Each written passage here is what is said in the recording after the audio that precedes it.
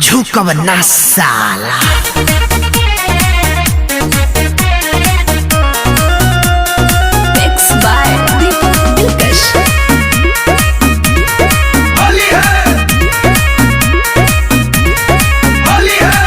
होली तू खेले अइला जइबा पिटाई, गली से भागना तो लोला कुचाई। का देख के पगलाई बड़ मुहबा का पुष्पा।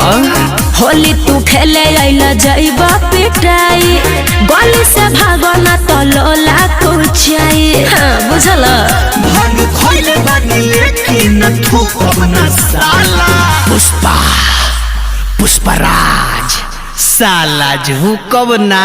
भगवे की करबे एक्टिंग। पुष्पराज हई झुकब ना साला, रंग डाले में आज रुकब ना साला।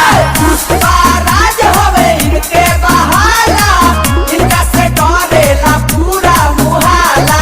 पुष्पराज झुकब ना साला।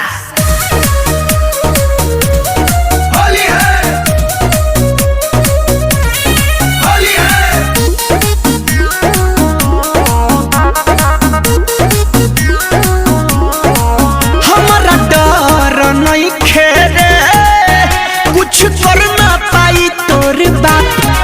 मार के गोड़ा हाथ तू रदी है, होली में डाले ना कोई पोछा। हई शेर आदमी आज छुपब ना साला। पुष्पा के ते फूल समझले बड़े का। आई बाप।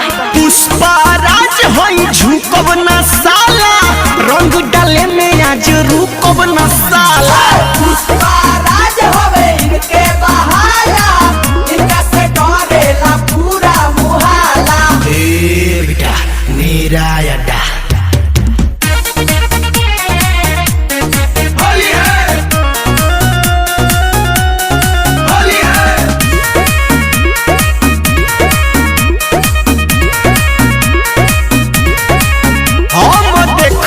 बानी आज आलू अर्जुन के फिल्म लागे ओही जैसे सिखले बड़ा, रंग डाले के एले।